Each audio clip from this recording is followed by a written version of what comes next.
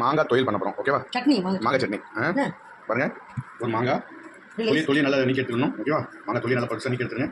தொழில் சீட்டு வெட்டினது பொட்டுக்கடலை, பச்சை மிளகாய், கருவேப்பிலை, கொத்தமல்லி, தேங்காய் வந்தால் சேர்க்கணும்.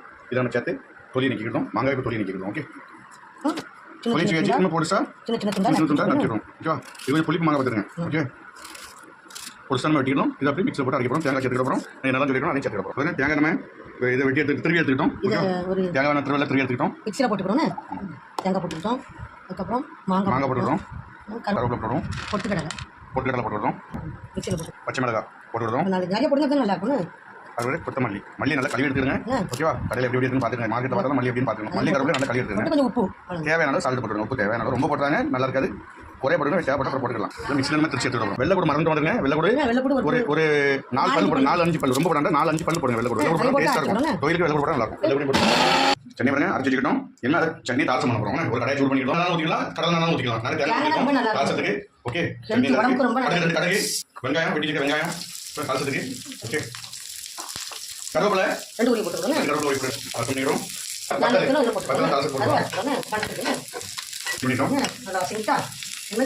ரெடி பண்ணியாச்சு. அந்த வத்தலை நம்ம எடுத்துக்கிறோம்.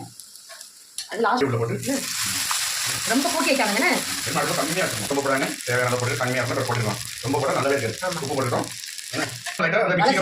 கொஞ்சம் அலசியும் தண்ணி சேர்த்துக்கணும். கொஞ்சம் இருக்கும்.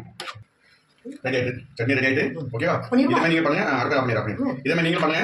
அருமையாக இருக்கும். இதே மாதிரி சட்னி பண்ணி சாப்பிட்டீங்கன்னா டேஸ்ட்டாக இருக்கும். அருமையாக இருக்கும். தோசை நம்ம இப்போ ஆப்பத்துக்கு பண்ணிக்கலாம். சட்னி ரெடி ஆகிட்டு நம்ம ஒரு ஆப்பத்து விடுவோம். இன்னும் ஆப்பத்து விடுவோம். வெண்ணெய் ஊற்றி சாப்பிடுவோம். அப்போ அந்த சட்னி ரெடி ஆகிட்டா ஒரு ஆப்பம் மாதிரி 2 ஆப்பத்து சாப்பிடுவோம். தோசைக்கும் சாப்பிடலாம், ஆப்பத்தையும் சாப்பிடலாம். போடும் கொஞ்சம் இதாகுது.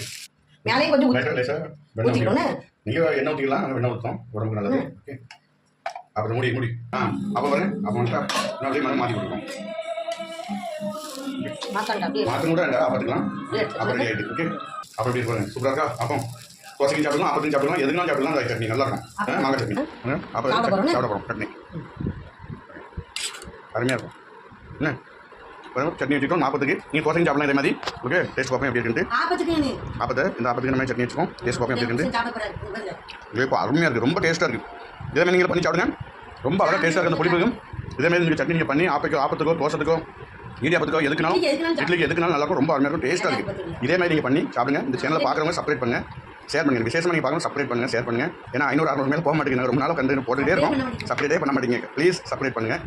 ஓகே, வேறு எப்படி இருக்குன்னு பார்த்து கமெண்ட் பண்ணுங்கள். இதே மாதிரி பண்ணி சாப்பிடுங்க. ரொம்ப அருமையாக இருக்கும். டேஸ்ட்டாக இருக்கும். மீண்டும் சந்திப்போம் அடுத்த வீடியோவில். நன்றி, வணக்கம்.